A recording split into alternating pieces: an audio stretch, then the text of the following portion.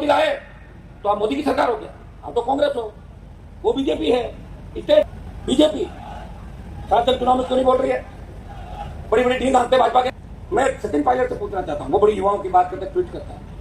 कल परसों मैंने उनका भाषण देखा था, वो कह रहे थे नई नई पार्टी आ जाती है, 1.5-2 बीघा जमीन बेचते लोग स्कॉर्पियो खरीद लेते हैं। अगर आपके पिताजी मेहनत नहीं करते, आप जैसे घने लोग घूम रहे प्रदेश, कौन पूछता आपको? बताओ कौन पूछ रहा है? कौन पूछ रहा है कांग्रेस पार्टी में? आपके कहने से एक कांस्टेबल लेटर राजस्थान के सिपाही नगर तो अपने बच्चों का संघर्ष देखने के लिए छोटे से आह्वान पे आप यहाँ पे आए। मैं आपके दोस्त और देशों को सलाम करता हूं। शायद राजस्थान के इतिहास के अंदर पहली बार छात्र इतनी बड़ी तादाद के अंदर अपने हक और अधिकार की लड़ाई लड़ने के लिए लंबे समय तक संघर्ष कर रहा था। दुर्भाग्य इस बात का है कि लोग भूल गए जिनकी वजह से हम सत्ता के अंदर बैठे हैं, जिन्होंने लंबे समय तक इन दोनों पार्टियों को सत्ता के शिखर पर बिठाया, जिन छात्रों ने, नौजवानों ने इस प्रदेश के अंदर सैकड़ों नेता दिए।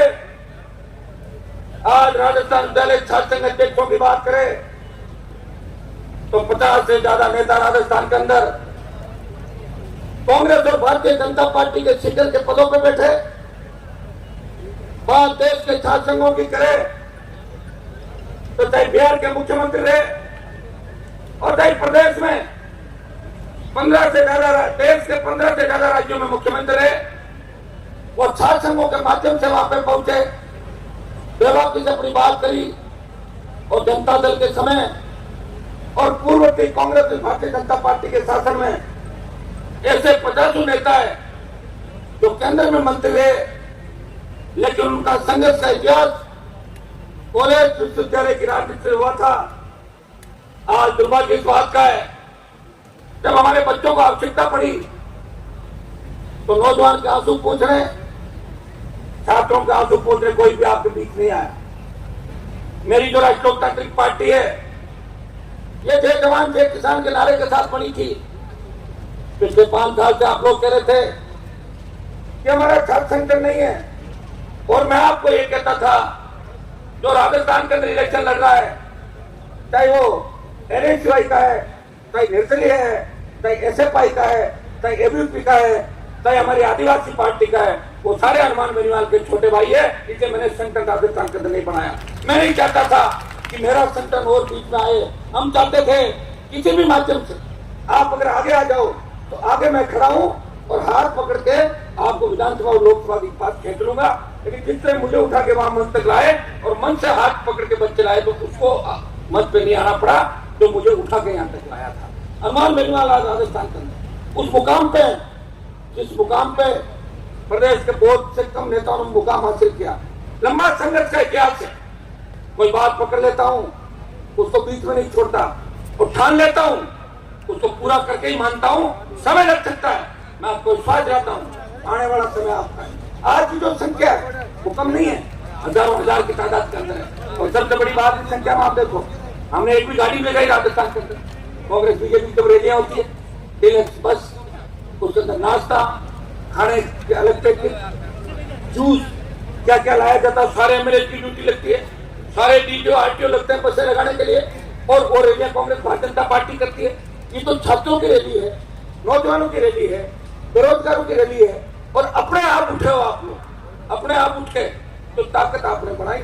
हाँ, एक बात है, आप एक जगह बैठते हैं। मैं जब आया था कुछ 1 घंटे पहले देखा तो कुर्सियां तो भरी हुई थी, वहां तक मैदान और सड़क भरी हुई थी।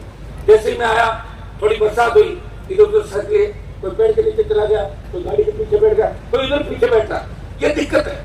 जिस दिन आप एक जगह बैठना सीख लोगे, जिस दिन आप अपने लक्ष्य को प्राप्त करने के लिए एक ही चीज का ध्यान रखोगे, तो लक्ष्य की प्राप्ति आपको होगी। मैं देख रहा था कि हमारे बच्चे मीडिया वालों से बोल रहे थे, अरे यही तो है जो तुम्हारी ताकत है, नेताओं को धोखा दे दिया, कम से कम इसका ध्यान रखो आप लोग। ये एक मेरी बात आप दिल से ध्यान मान लो। तुम नौजवान हो और ये मीडिया वाले भी नौजवान है, आपस में टकराव नहीं होना चाहिए। मैंने लंबी राजनीति करी, कई बार खबरें छपी या नहीं छपी, मुझे दिखाया कि नहीं दिखाया, झगड़ा थोड़ी करता हूँ, आज तो कल दिखा देंगे, कल नहीं तो परसों दिखा देंगे। इस तरह अगर करोगे तो फिर इनको और सामने कर लोगे, फिर तोता स्तंभ भी अपने साथ नहीं मिलेगा। ये मेरी सीख है, इसको गिर के गांठ बांध लो, और इनके बिना अपन अधूरे हैं। हाँ, ये सोशल मीडिया जरूर है हमारे पास, लेकिन इलेक्ट्रॉनिक मीडिया, प्रिंट मीडिया के भाई, जो मैं देख रहा था यूक्रेन के अंदर किस तरह यूक्रेन पर रशिया ने अटैक किया, और यूक्रेन में भारतीय मीडिया वहां पहुंचा हुआ था, उन जो घोड़े बरसे थे वहां भी वो भाई खेल ये भी लड़ते हैं अपने लिए। ये अभी आदमी चाह रहे हैं कि आंदोलन में थोड़ा इधर उधर हम बीच में से करें, क्या करवाना क्या छोटा मोटा, आज बताओ, अरे ताकत है क्या? ये खड़े आपके साथ छोड़ के नहीं जाएंगे। भाइयों, छात्र संघों को कमजोर करने का जो कुत्सित प्रयास कांग्रेस पार्टी ने किया, और प्रयास की लंबी जो गाथा है, कांग्रेस के पीएचडी के मंत्री जिनके बेटे में बलात्कार का आरोप लगे, ईडी की एंट्री हुई, जल जीवन मिशन के अंदर कई अभियंता जेल के पीछे चले गए, और कईयों की बारी आने वाली जा रही है। उनकी ड्यूटी लगाई अशोक गहलोत ने, क्या बीजेपी से बात करो, अगर चुनाव हुए तीसरे पिछली मर्तबा राजस्थान विश्वविद्यालय सहित तमाम बड़े विश्वविद्यालयों में विद्यार्थी परिषद और एनएसयूआई चुनाव हार गई थी, और बड़ी फिक्री हुई थी सरकार की। ये मीडिया के अंदर बात आई कि दोनों प्रमुख दल हारे और निर्दलियों ने और तीसरे मोर्चे ने बाजी मारी। चुनाव का समय सितंबर के अंदर, अगस्त के अंदर ये बात अगर आ जाती है कि तीसरों ने बाजी मारी, तो तीसरा है कौन यहाँ पे राजस्थान में, बताओ मुझे। जो तीसरा है वो आप सभी, तो जो तीसरा है वो झंडा है, जो आपको एक झंडा दिया है, आप मुझे बताएं। मैं जोशी ने बीजेपी के नेताओं से बात करी, 2-3 लोगों से अक्सर बात करते हैं, आपको ज्ञात होगा। जब इसका आरोप लगे, मेरे विधायक विधानसभा के अंदर थे, जेल में धरने में बैठे थे, तो भारतीय जनता पार्टी के नेता इनसे कह रहे थे कि मेथी वाला मामला छोड़ो, बीजेपी मामला नहीं उठाएगी, क्योंकि हमने बात तय कर लिया। आपस में तय कर ली मतलब मिला जुली का खेल है। मैं जोशी के साथ भारतीय जनता पार्टी के कई दर्जन नेताओं के और विधायकों के आपस में काम है, जेजेएम के, वो दिल्ली वाले मंत्री के साथ भी है। ये सारी कहानी आपको पता होनी चाहिए, तो छोटे भाइयों को पता होनी चाहिए कि ये कहानी है। उसने बात करी, गहलोत साथ मिलाया और छात्र चुनाव पर रोक लगा दी। छात्र चुनाव तो आप रोक लोगे, लेकिन ये नौजवान जो इस बार चुनाव में 4 अक्टूबर को अंतिम मतदाता सूची प्रकाशित होगी, वो 60 लाख से लेकर 80 लाख तक नया वोट राजस्थान में जुड़ेगा। अगर ये वोट दोनों पार्टियों को नहीं डाल के इस नए राजस्थान के निर्माण में, व्यवस्था परिवर्तन के निर्माण के अंदर, भय मुक्त, भ्रष्टाचार मुक्त राजस्थान, जिस तरह पेपर लीक की घटना और इस प्रदेश के अंदर जिस तरह हमारी बहनें बच्चे दरिंदगी का शिकार हो रहे हैं, जिस तरह अपराधी सरेआम चाहे जिसकी सुपारी ले लेते हैं, नेताओं की अधिकारियों की सुपारी ले लेते हैं, वो नया मतदाता इस बार चाहेगा कि ऐसा राजस्थान बने जहां पेपर लीक हो, ना कोई बलात्कार हो, हमारी बहन बेटियां रात को 12 बजे सड़क पर निकले, उनको ऐसा महसूस हो कि वो घर के आंगन के अंदर घूम रही है। ऐसा राजस्थान पहला मतदाता चाहेगा। और भाइयों, अगर उसने वोट डाल दिया, और 18 का जो वोट है वो कोई बहुत बड़ा वोट कांग्रेस बीजेपी को नहीं मिला था, 1 करोड़ 39 लाख में कांग्रेस पार्टी थी और 136 में बीजेपी थी, 80 लाख वोट हम सबको मिले थे। मेरी पार्टी नहीं थी, मेरे पास लोग आए, किसी ने मुझे अंकल जी का, किसी ने मुझे मामा जी का, मैंने उनकी मदद कर दी। और वो आज अगर विधानसभा के अंदर चले गए, मंत्री बन गए, उनका दिमाग इतना खराब हो गया, तो पहले उन नेताओं से पूछ रहे जिनको मैंने बढ़वाया और उनका दिमाग खराब हुआ, तो परमानेंट दिमाग खराब हो गया, वहां पर लोकसभा और विधानसभा का रास्ता नहीं देखा था। और मेरा इतिहास भी ढंग से लोगों को पढ़ लेना चाहिए कि मानवी का इतिहास क्या है। चुनाव नहीं होंगे, इसका परिणाम क्या होगा? रेटिंग बढ़ेगी राजस्थान के अंदर कॉलेज विश्वविद्यालयों के अंदर। कौन पुकार सुनेगा? जब बच्चा कोई फार्म भरने के लिए जाएगा, उसकी अंतिम तारीख निकल जाएगी, जब कॉलेज का कर्मचारी, यूनिवर्सिटी का कर्मचारी उसका फार्म जमा नहीं करेगा, एग्जाम की तारीख बढ़ानी हो, फीस भरने की तारीख बढ़ानी हो, एग्जाम की तिथि बढ़ानी हो, कौन पुकार सुनेगा? इसलिए छात्र संघों की आवश्यकता है, ये दुष्परिणाम आप भुगतने के लिए तैयार रहो। पेपर लीक की घटनाएं जो राजस्थान के अंदर हो रही है। आप देखिए वसुंधरा गहलोत के 11 से 22 के बीच लगभग 26 पेपर लीक हुए दोनों के अंदर, जिसमें 25-30 लाख युवा प्रभावित हुए।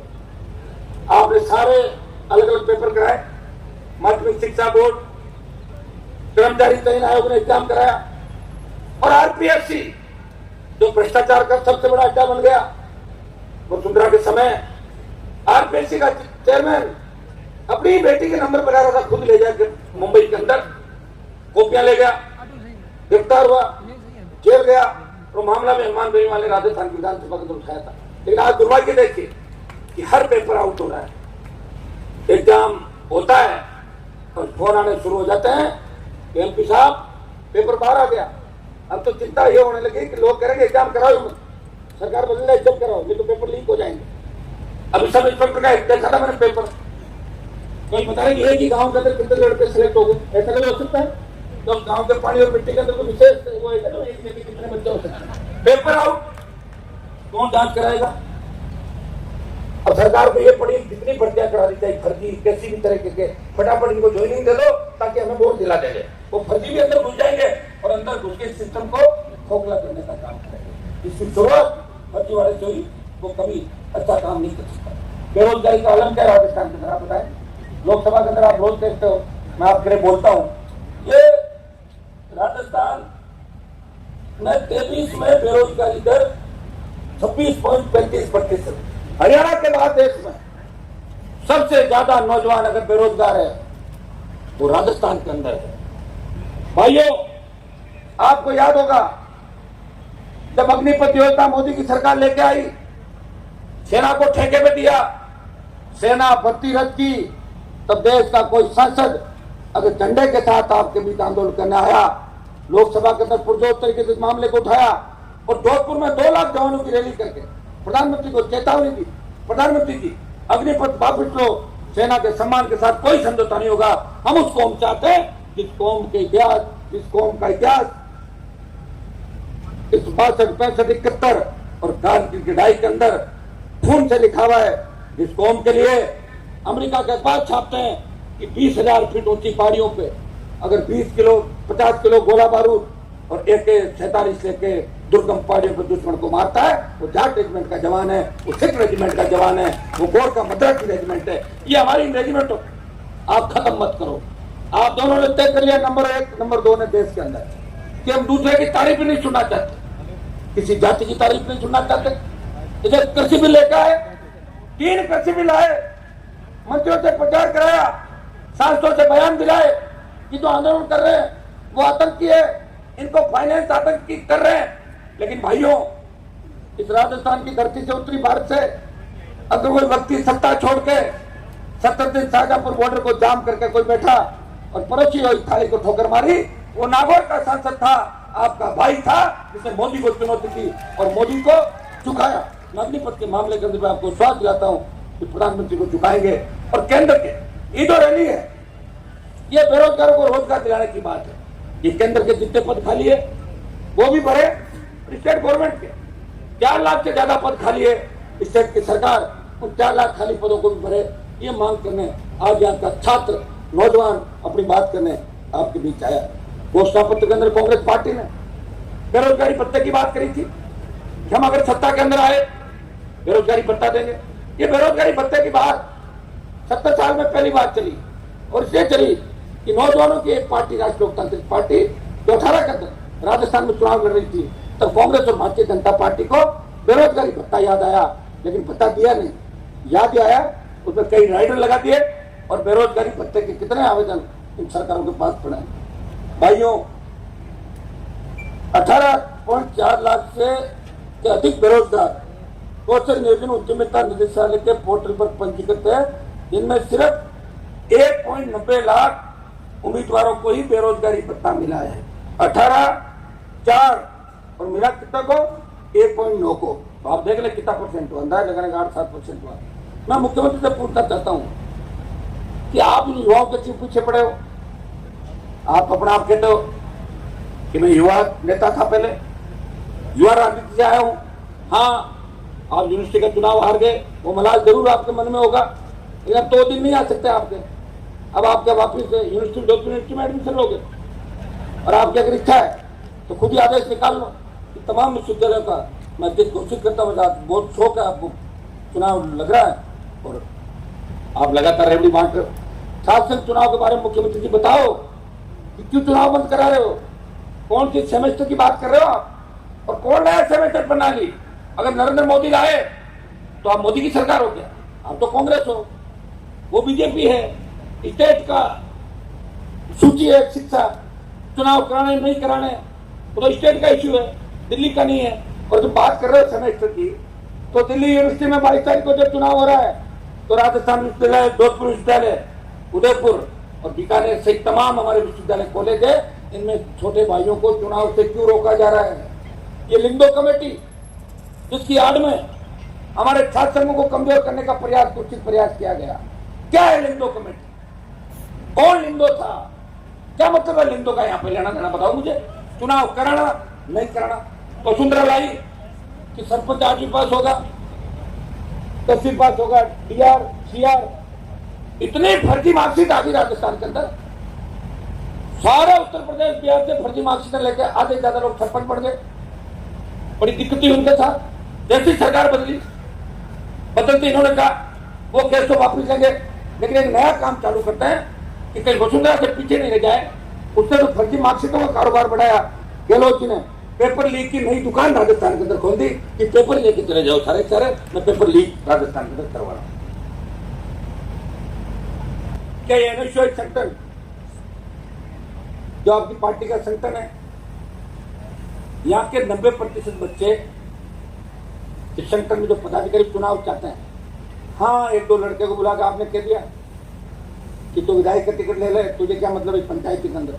वो बेचारा भाग रहा है, लेकिन भाग के जाएगा कहाँ?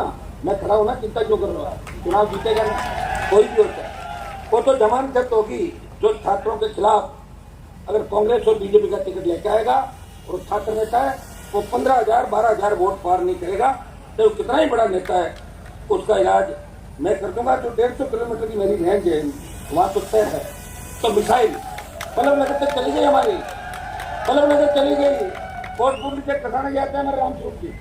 पिछली बार 30,000 वोट राष्ट्रीय लोकतांत्रिक पार्टी को कसाना जी कैंडिडेट से मिले। और जब हमने किसान बिल के मामले में बॉर्डर जाम किया था तो शुरुआत कसाना जी ने, तो कसाना जी ने वो रैली करी थी हमारी, एक होकार में हरियाणा पुलिस और सारे केंद्रीय सुरक्षा बल वहां पे आ गए। हाईवे जाम में चला और जाम हो गया। पहले जाम नहीं हुआ, पहले 18-17 लोग साइड में बैठे थे कोने के। और जैसे ही मैंने जाम लगाया, दलालों की फौज वहां पहुंच गई कि अपने हनुमान वापिस आए। उससे पहले बॉर्डर के बैरिकेड के पास बैठ गए, उसकी पकड़ अपना भगाएगा तो नहीं, आएगा तो देख लेंगे। तो मैं दोबारा गया, 60-70,000 आदमी लेके, लड़कों का हम तो अंदर घुसेंगे। मैंने कहा देखो आगे कौन लोग बैठे हैं, तो लोग तो अपने वाले तो बैठ रहे हैं उनको, अपन 100 मीटर दूर टेंट लगा लेते, क्या फर्क पड़ता है? भाइयों क्या क्या संघर्ष हम लोगों ने नहीं किया, और किसके लिए किया? आपके लिए किया। मुख्यमंत्री जी, आप जिस तरह बीजेपी से मिलकर काम कर रहे हो, और आपने खुद ये कहा कि वसुंधरा अगर नहीं होती तो मेरी सरकार नहीं बचती। और ये जो लाल डायरी का खेल है, ये चुप कैसे होगी लाल डायरी? बताओ मुझे कहां चली गई? क्योंकि अगले जो पन्ने थे वो भारतीय जनता पार्टी के नेताओं के नाम थे। इसे लाल डायरी बंद करो, और लाल डायरी जो लेके आया उसको दूसरी पार्टी के अंदर घुसाओ, और वो सीट छोड़ के और उसको दूसरी पार्टी में जो कह देंगे। तो बीजेपी के लोगों ने लाल डायरी से सरकार को बदनाम किया, बीजेपी खुद लोग इसके अंदर शामिल है। भाइयों, बीजेपी शासन चुनाव में क्यों नहीं बोल रही है? बड़ी बड़ी ढींग हाँकते भाजपा के नेता, कोई नड्डा जी की यात्रा में बैठा है, कोई कहीं लगा हुआ है। अब तो एक ही काम कर रहे हो कि चुनाव नहीं होने चाहिए। अगर चुनाव हो गए तो क्रेडिट आरएलपी वालों को मिल जाएगा।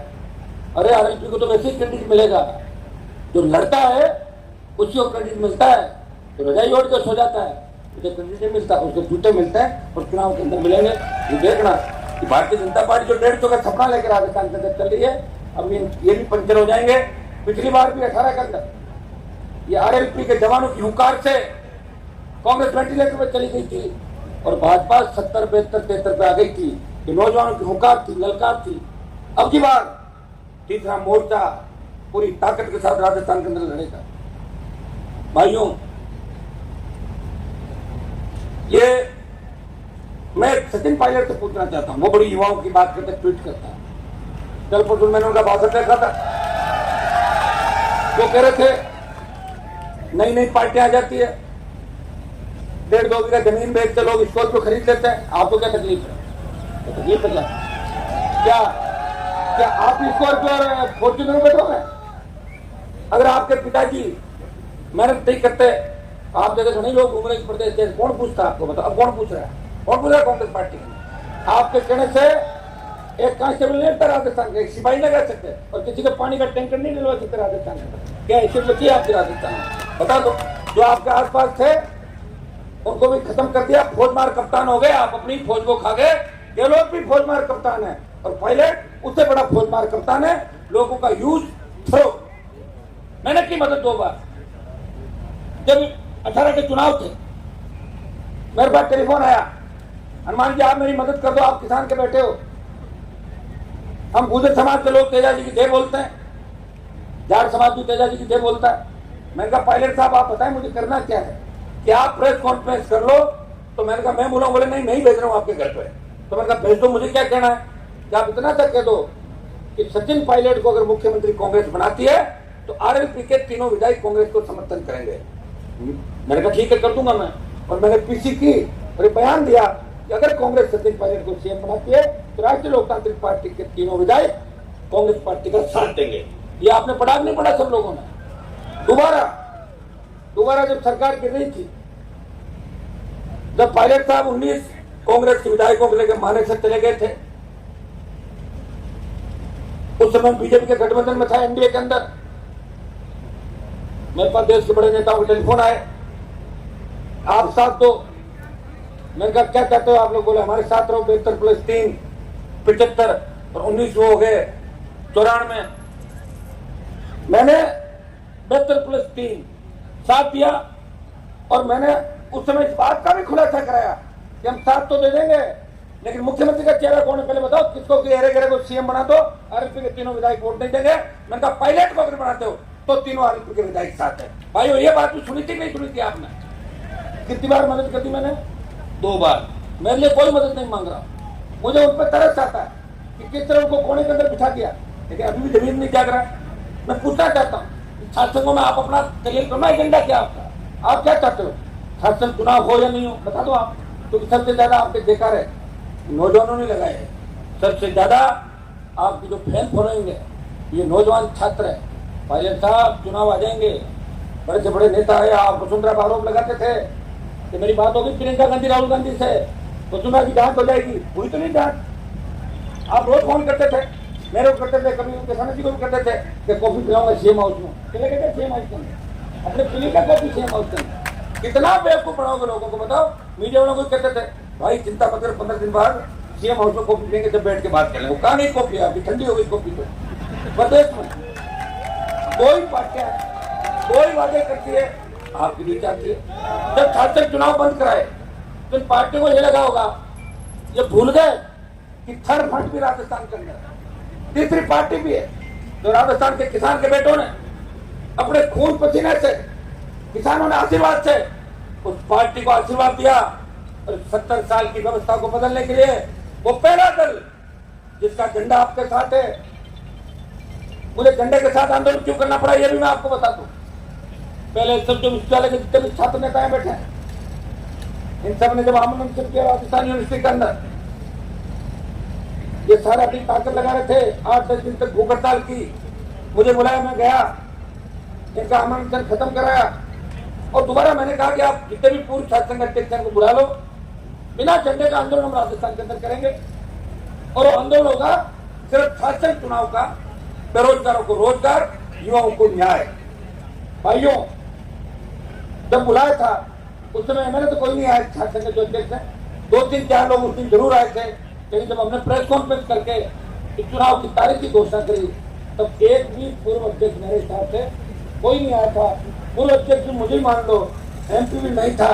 और चूंकि मेरे छोटे भाई है, मुझे वो दिन भी याद है जब डोटवाड़ा के अंदर मेरी गाड़ी पर हमला हुआ था। उस समय राजस्थान विद्यालय के मुख्य द्वार पे 10,000 से ज्यादा छात्रों ने, कोई संगठन नहीं देखा, कोई NSY का था, कोई SFI का था, कोई जाति परिषद, कोई निर्दलीय, कोई दूसरी पार्टी का था। सबने कहा था कि हमारे बड़े भाई का हमला हुआ है, और पुलिस ने लाठियां भांजी उन पे, बहुत से बच्चे घायल हो गए। लेकिन जिस IG ने इन पे लाठीचार्ज कराया, उसका जैसे ही मेरा मौका रहेगा उसका टिकट काट दिया, वो घूम रहा सड़कों को ऊपर। मैं भी भूलता नहीं कोई चीज, ये मेरी आदत है। तो मेरे लोगों को परेशान करता है, मैं उसको जरूर परेशान करता हूँ, बड़ी पंचायत नहीं करता। और जब मौका लगता है तो मौके पर छक्का लगाता हूँ, और या क्लीन बोल्ड बीच में कभी नहीं रहता है। एक ही चीज होती है मेरी गाड़ी। आज जिस तरह शहीद स्मारक से लेकर आप तमाम जगह देख रहे हैं कि हमारे बच्चे रोज, ये तो मैं धन्यवाद दूंगा कमिश्नरेट के लोगों का कि अगर ये नहीं हो तो इनकी बात कौन कराए, बताऊं मुझे। बेरोजगार आज 108 एम्बुलेंस वाले लंबे समय से हड़ताल पे, सरकार को इनकी सुन लेनी चाहिए। और इनसे भी अपील करूंगा, शांतिपूर्वक अपनी बात करें, इमरजेंसी सेवाओं को बंद नहीं करें। आपके साथ हम खड़े हैं, आपकी मांगे मनवाएंगे, आप चिंता नहीं करें। इतना मैं आपको कहना चाहता हूँ। जितने संविदा कर्मी, जितने नौजवान राजस्थान में हड़ताल कर रहे हैं, जयपुर की राजधानी के अंदर बैठे हैं, उन सब की बात भी आज ही करूंगा मैं, क्योंकि शासकों के साथ साथ जो दूसरा नहीं पड़ा आपने ज्ञापन, 2 ज्ञापन दे रहा हूँ। एक तो शासन चुनाव बहाल करो, और दूसरा ज्ञापन है बेरोजगारी भत्ता, संविदा कर्मियों को नियमितीकरण प्रदेश के अंदर जो कमिटमेंट कांग्रेस सरकार ने किए, और खाली पद भरे, और दिल्ली की सरकार भी भरे। एक ज्ञापन इस बात का है जिसके अंदर सारे लोग आगे, चाहे वो संविदा पे है या जो खाली पद भरने की बात है, चाहे विज्ञप्ति निकालने की बात है, सरकार ने जो घोषणा करी थी उसको पूरा करें। आज हालात देखिए कि किस तरह पार्टियां अपने लोगों के खिलाफ लड़ती है, और गलती से कोई छोटी मोटी बात लोकतांत्रिक व्यवस्था में निकल जाती है, उसको जिसका कोई आकार नहीं होता उसे पार्टी से बाहर निकाल दिया जाता है। जब मुझे बीजेपी से बाहर निकाला, मैंने ऐसा कुछ भी नहीं कहा था। मैं तो वसुंधरा के लिए बोला था कि वसुंधरा की जाति क्या है और इनका ससुराल और इनका पति कहाँ, ये तो बोला। मैंने क्या गलत बोला था बताओ मुझे।